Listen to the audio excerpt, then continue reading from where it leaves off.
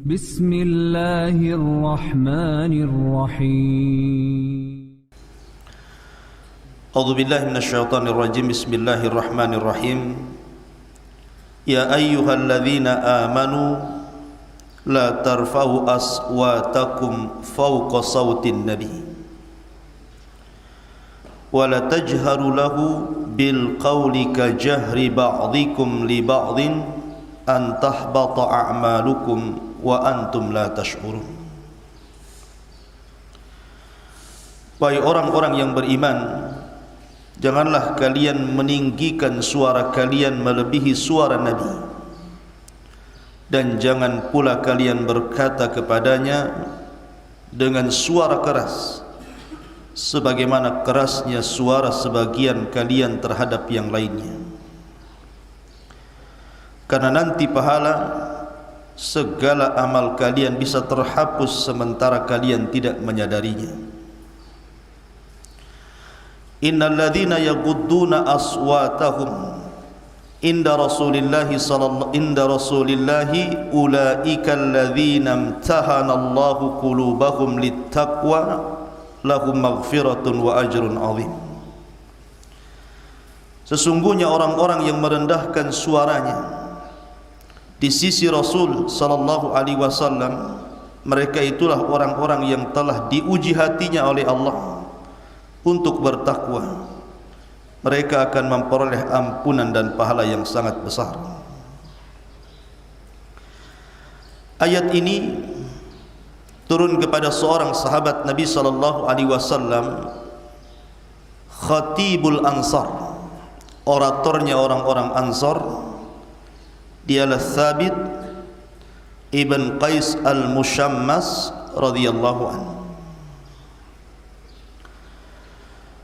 Ketika turun ayat ini, kita tahu bahwa Thabit itu khatibur Rasul, jubirnya Nabi sallallahu alaihi wasallam.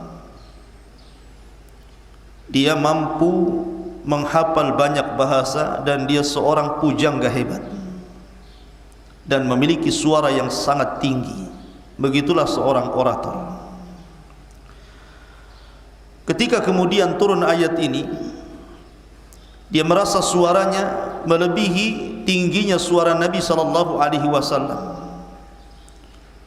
Maka dia pun kemudian masuk ke dalam rumahnya dan tidak pernah keluar kecuali hanya untuk melaksanakan kewajiban Allah seperti salat 5 waktu saja, dan tidak pernah hadir lagi di majlis Nabi sallallahu alaihi wasallam. Sampai akhirnya Nabi sallallahu alaihi wasallam mengutus Sa'd bin Ubadah untuk mencari Thabit ibn Qais. Ada apa gerangan dengan Thabit tidak hadir lagi di majlisnya? Datanglah Sa'ad kepada Thabit ibn Qais al-Mushammas ini menanyakan kenapa dia tidak pernah hadir lagi di majlis Rasul.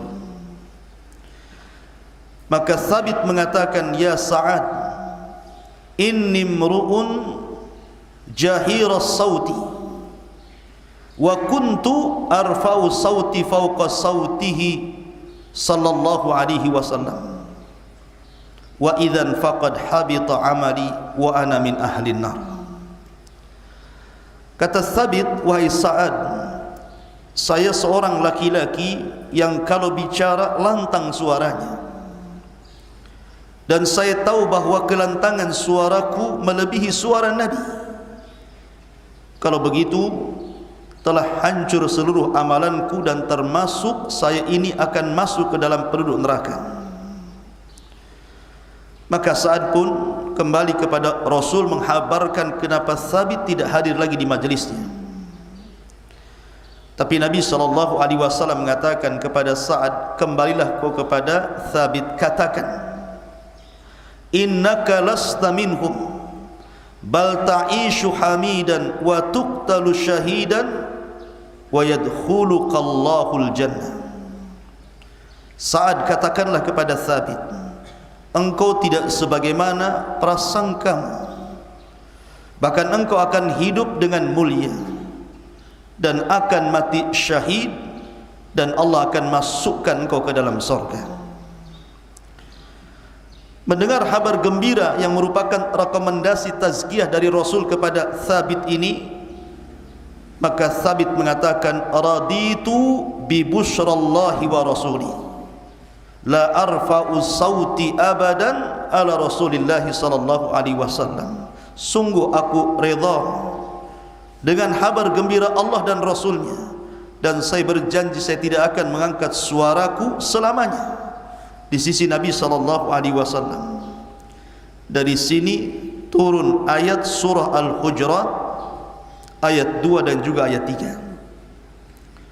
Ya ayyuhalladzina amanu la tarfa'u aswatakum fawqa sautin nabi wa la tajharu lahu bil qawli ka jahri ba'dikum li ba'din an tahbata a'malukum wa antum la tash'urun.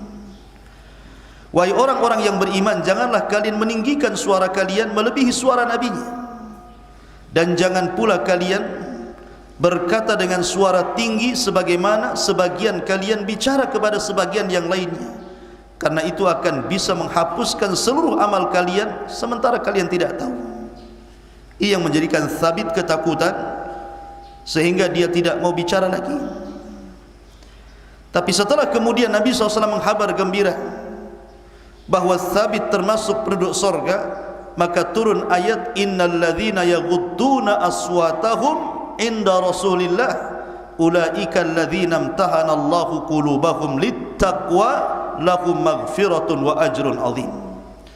Sesungguhnya orang-orang yang merendahkan suaranya di sisi Nabi sallallahu alaihi wasallam, mereka itulah orang-orang yang telah diuji hatinya untuk bertakwa, dan mereka akan memperoleh ampunan dan pahala yang sangat besar. Begitulah ketaatan Thabit ibn Qais al-Mushammas kepada Nabi sallallahu alaihi wasallam. Thabit ibn Qais al-Mushammas ini, ikhwan, adalah orang yang bersegera masuk Islam dari kalangan Ansar. Ketika Nabi sallallahu alaihi wasallam mengutus pertama kali seorang dai dari Mekah menuju Yathrib, kala itu belum dikatakan Madinah, Mus'ab ibn Umair radhiyallahu anhu. Kemudian Mus'ab pun berdakwah di kota Yathrib.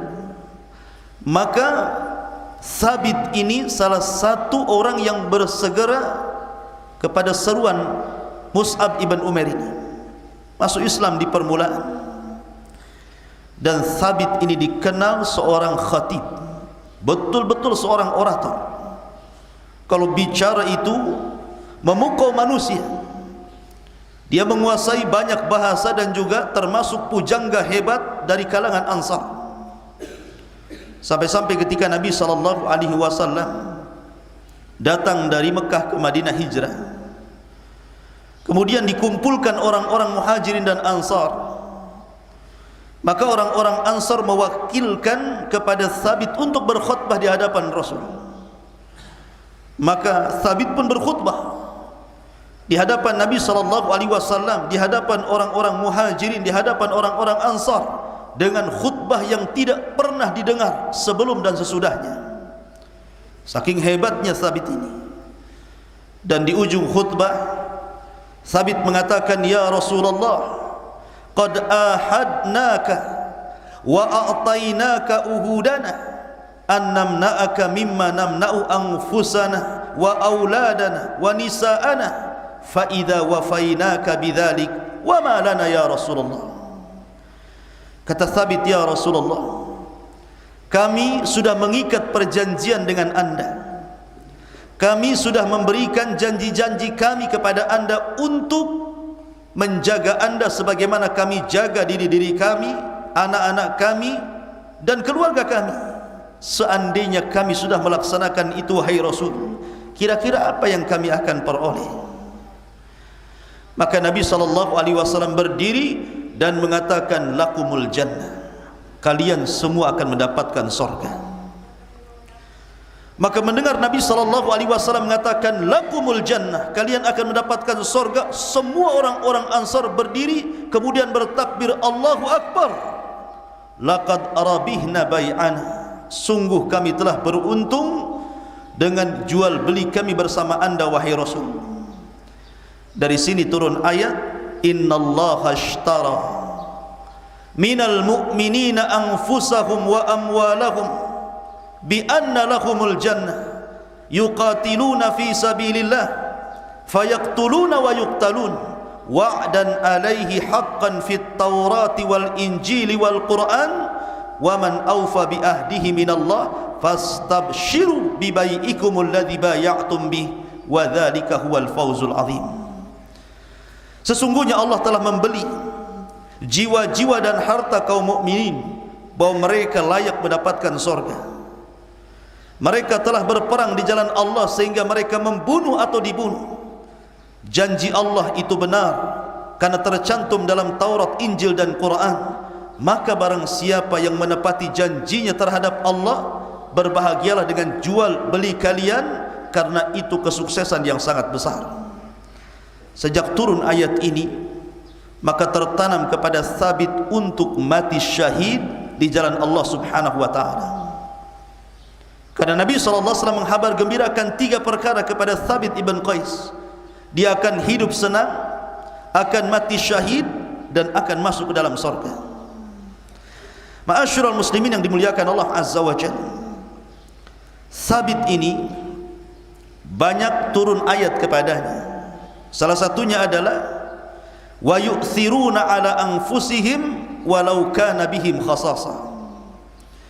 Dan orang-orang ataupun para sahabat itu lebih mendahulukan orang lain dibandingkan diri-diri mereka. Ketika ada tamu Nabi SAW sudah berpuasa 3 hari, kemudian Nabi SAW ingin menjamu tamunya. Dia datang ke istri-istrinya tapi tidak ada makan. Subhanallah, sayyidul anbiya'i wal mursalin, sampai tidak mendapatkan makanan di rumahnya.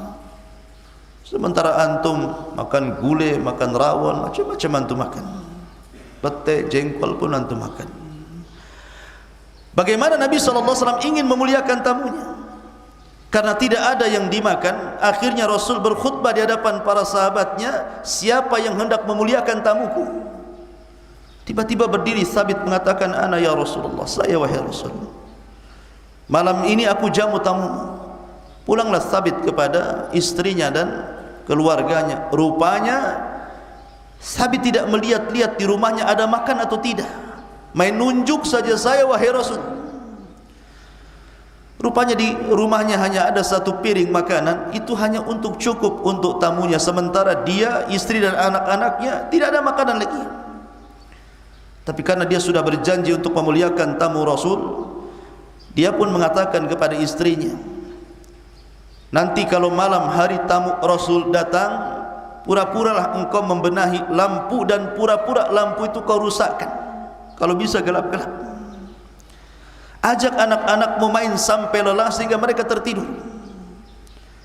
Akhirnya kemudian setelah anak-anaknya disibukkan oleh istrinya sampai tertidur, kemudian tamu itu datang bersama Thabit ibn Qais, maka istrinya pura-pura membenahi lampu, akhirnya lampu itu gelap. Jadi tamunya Rasul itu makan gelap-gelap. Di situ ada 3 piring. Piringnya tamu, piringnya Thabit, dan piring istrinya, karena ketika itu belum ada larangan seorang wanita menampakkan wajahnya, belum turun ayat hijab. Jadi kata Thabit kepada tamu, makanlah makanan. Akhirnya tamu itu makan gelap-gelap. Thabit pura-pura makan padahal piringnya kosong, begitu juga istrinya. Sampai setelah kemudian habis makanannya, barulah kemudian diterangkan lampunya. Lihat bagaimana Thabit ibn Qais memuliakan tamu. Akhirnya dari sini turun ayat, wa yu'thiruna ala anfusihim walau kana bihim khasasah. Lihat bagaimana para sahabat mendahulukan orang lain walaupun mereka susah. Begitulah sahabat Nabi SAW berusaha untuk menanamkan kepekaan sosial kepada orang lain. Dan Thabit ibn Qais al-Mushammas adalah seorang syuja, pemberani. Ketika Abu Bakar Siddiq radhiyallahu anhu diuji dengan banyaknya orang murtad di zamannya, bayangkan baru saja menjadi khalifah kaum muslimin, hampir seluruh kaum muslimin murtad kecuali 3 daerah saja, Mekah, Madinah dan Taif. Tapi semua daerah murtad, terutama diangan. Kenapa demikian? Karena waktu di zaman Abu Bakar ini banyak muncul nabi palsu, nabi KW. Di sana ada Musailamah al-Kadzdzab, di sana ada Al-Aswad al-Ansi, di sana ada Tuwailihah Ibn Asad, dan juga Sajah, nabi wanita, pura-pura jadi nabi. Jadi karena banyaknya nabi-nabi palsu di zaman Abu Bakar, banyak orang murtad. Akhirnya setelah kemudian diperangi satu-satu, yang paling berat menghadapi Musailamah al-Kadzdzab, karena hampir penduduk Yamamah itu mendukung Musailamah, walaupun mereka tahu Musailamah di atas kedustaan. Kenapa? Karena hamiyah jahiliyah, mereka mementingkan suku dibandingkan Islam. Maka Thabit ibn Qais ini salah satu yang memegang bendera dari kabilahnya. Di sana ada Salim Maula Abi Hudzaifah, juga menjadi pemimpin kabilahnya, dan pemimpin umum dipegang Khalid ibn Walid ketika itu. Ketika melihat para sahabat itu agak terlambat untuk berbaris dalam pasukan, Thabit ibn Qais ini ketika itu marah dan mengatakan kepada mereka, bukan begini Nabi mengajarkan kita perang. Kami pernah perang bersama Rasul, tapi bukan begini kalian berperang itu. Maka orang-orang mengatakan, kalau begitu bagaimana wahai Thabit? Maka Thabit pun kemudian pulang ke rumahnya. Dia menggunakan pakaian yang paling baik, dengan wewangian, dengan bersiwak, dengan mengangkat pedangnya. Kemudian dia membawa bendera, masuk ke dalam pasukan. Begini cara berjihad Rasul. Maka bergeraklah pasukan dipimpin Thabit.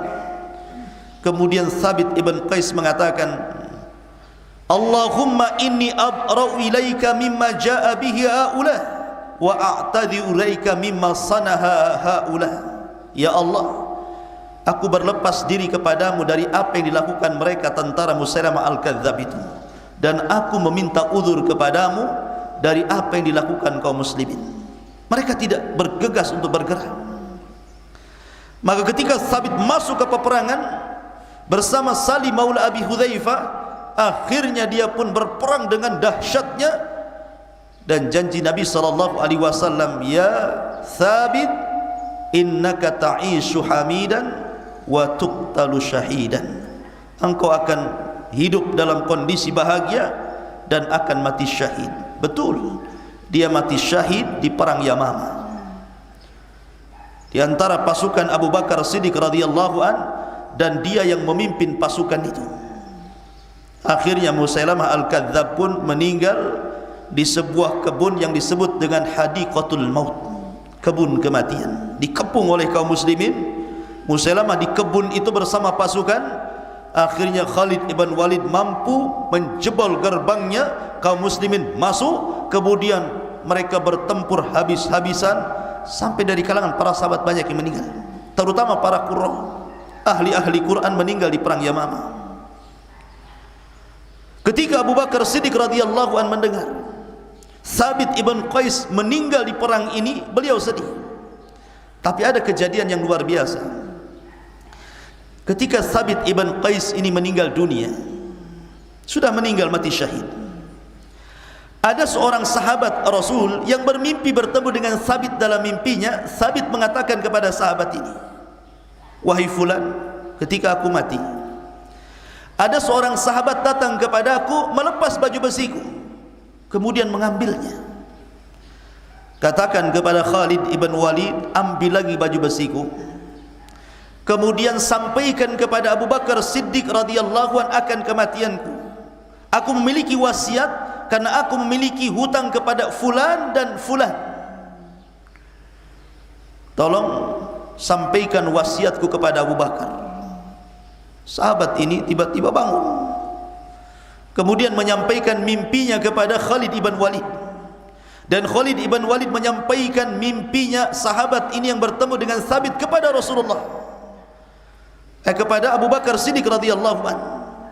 Maka Abu Bakar merasa sedih dengan kesedihan yang mendalam, dan dia pun melaksanakan wasiat mimpi sahabat itu dari wasiat Thabit ibn Qais al-Mushammas. Dialah satu-satu sahabat yang berwasiat karena mimpi. Jadi mimpi seorang sahabat mendapatkan wasiat Thabit. Kemudian Abu Bakar pun melaksanakan wasiatnya. Luar biasa. Ma'asyiral muslimin yang dimuliakan Allah Subhanahu wa taala. Thabit ibn Qais al-Mushammas ini ada satu kisah bersama keluarganya. Jadi Thabit ibn Qais ini punya istri cantik sekali, sangat cantik sekali. Namun Thabit ini wajahnya pas-pasan, kayak antum pas-pasannya. Jadi Thabit ini tidak terlalu ganteng. Sudah tidak terlalu ganteng, orangnya pendek. Sudah pendek, hitam pula. Sementara istrinya itu orangnya cantik, bahkan termasuk ajmalu fatatil ansar, wanita tercantik dari wanita-wanita Ansar. Jadi kalau Thabit berjalan bersama teman-temannya yang ganteng itu, yang putih, dalam hati istrinya, jelek kali suamiku itu ya. Karena dia melihat ada sahabat yang ganteng masalahnya. Dari situlah pudar kecintaan istrinya kepada Thabit, karena selalu dibanding-bandingkan dengan laki-laki lain. Lah dari sini istri ini datang kepada Nabi sallallahu alaihi wasallam karena sudah tidak cinta lagi kepada Thabit. Ya Rasulullah, aku tidak mencela Thabit agamanya. Kalau soal agama, Thabit itu orang yang paling takut dengan Allah, rajin salat malam, rajin puasa, rajin beribadah. Tapi aku takut kufur kepada Allah. Aku tidak bisa melayani suamiku dengan sepenuh hati karena cintaku sudah tidak ada. Maka Nabi SAW melihat itu, memanggil Thabit dan mengatakan, ya Thabit, istrimu datang kepadaku ingin minta cerai. Thabit tidak mau. Bagaimanapun istrinya, dia sangat mencintai istrinya, cuman istrinya tidak mencintai dia lagi. Akhirnya kemudian Nabi memberikan pilihan kepada istrinya Thabit ini untuk tetap menjadi istri Thabit ataukah bersikeras untuk meminta cerai. Ketika dia bersikeras untuk minta cerai, maka Rasul mengatakan kepada istrinya Thabit, ataruddina hadiqatahu, maukah kau kembalikan maharnya berupa kebun yang sangat luas itu? Kata istrinya, ya, saya akan kembalikan maharnya. Dari sini menjadi hukum fikih bahwa wanita yang meminta cerai kepada suaminya wajib mengembalikan maharnya. Nanti kalau antum sudah dewasa, sudah menikah, jangan pula maharnya yang remeh-remeh, nanti mudah dikembalikan. Mahar pula seperangkat alat sholat, bisa dibeli pasar tiban kampung sini. Kalau kasih mahar 1 buah Fortuner, ini maharnya. Jadi kalau minta cerai kan pusing itu mau mengembalikan Fortuner tuh ya. Jadi Thabit ini akhirnya kemudian mendapatkan kembali maharnya, kemudian bercerai. Rupanya setelah bercerai, istrinya menikah lagi dengan laki-laki idamannya. Allah takdirkan laki-laki yang dinikahinya tidak sebagaimana Thabit ibn Qais, lebih sayang, lebih cinta dan begitu seterusnya. Dia nyesal, ingin kembali kepada Thabit, tapi Allah sudah takdirkan tidak mungkin, sudah berpisah. Thabit pun tidak mau kembali. Ma'asyiral muslimin yang dimuliakan Allah Subhanahu wa taala. Jadi Thabit ibn Qais al-Mushammas yang meninggal pada tahun 12 Hijriah ini adalah seorang sahabat dari kalangan Ansar dari kabilah Khazraj. Dia seorang mufawwah, orang yang memang betul-betul orator ulung. Ketika datang wafdu Bani Tamim, kelompok ataupun kabilah Bani Tamim mendatangi Nabi SAW, berdirilah khatib dari Bani Tamim kemudian mengumandangkan syair-syair Bani Tamim.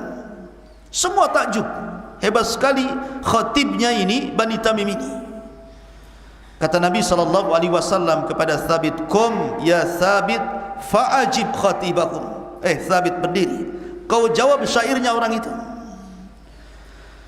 Maka Thabit pun kemudian berdiri, kemudian menjawab syairnya. Salah satu penggalan syairnya adalah penggalan khatibnya, khutbahnya, setelah dia memuji Allah Azza wa Jalla, bersalawat kepada Nabi SAW, kemudian dia mengatakan, walhamdulillahilladzi samawat wal ard khalquhu qadha fihinna amrahu wa wasi'a kursiyyuhu ilmahu wa lam yakun syai'un qad illa min fadli thumma kana min fadlihi an ja'alana mulukan wastafa min khirati khalqihi rasulan aqramuhum nasaban wa asdaquhum hadithan wa afdaluhum hasaban anzala alaihi kitabahu wa atammahu ala khalqihi fanahnu ansarullah wa wuzara'u rasulihi nuqatilun nas hatta yu'minu billah ila akhiril khutbah. Di antara penggalan khutbahnya Thabit mengatakan, segala puji bagi Allah yang langit dan bumi adalah ciptaannya, di mana Allah telah memerintahkan kepada langit dan bumi perkaranya. Sungguh luas kursinya dengan ilmunya, dan tidak ada sesuatu yang terjadi kecuali karena karunia-Nya. Dan di antara karunia-Nya Allah jadikan kita sebagai pemimpin, dan Allah pilihkan kepada kita manusia terbaik, seorang Rasul Muhammad sallallahu alaihi wasallam. Dia manusia yang paling mulia nasabnya, paling jujur bicaranya, paling utama hasabnya. Telah diturunkan kepadanya Al-Quran, dan syariatnya telah disempurnakan kepada makhluknya. Kami para penolong Allah, kami menteri-menteri Rasulnya, kami berperang kepada manusia sampai mereka beriman kepada Allah subhanahu wa ta'ala. Sampai selesai khutbahnya, tiba-tiba orang-orang Bani Tamim mengatakan, faqad ghalabana khatibak, faqad ghalabana khatibaka khatibana. Ya Rasulullah, sungguh penceramahmu, khatibmu telah mengalahkan khatib kami. Fa'tina bima ataita bihi. Kalau begitu kami siap mendengar apapun yang kau akan sampaikan. Habis itu Rasul membacakan beberapa ayat Al-Quran. Akhirnya mereka masuk ke dalam Islam. Lihat bagaimana kehebatan khatibnya Rasul yang menyebabkan kabilah Bani Tamim masuk ke dalam Islam. Dan itulah Thabit ibn Qais Al-Mushammas radhiyallahu an. Subhanakallah bihamdika asyhadu an la ilaha illa anta astaghfiruka wa atubu ilaik. Allah ta'ala alam. Assalamualaikum warahmatullahi wabarakatuh.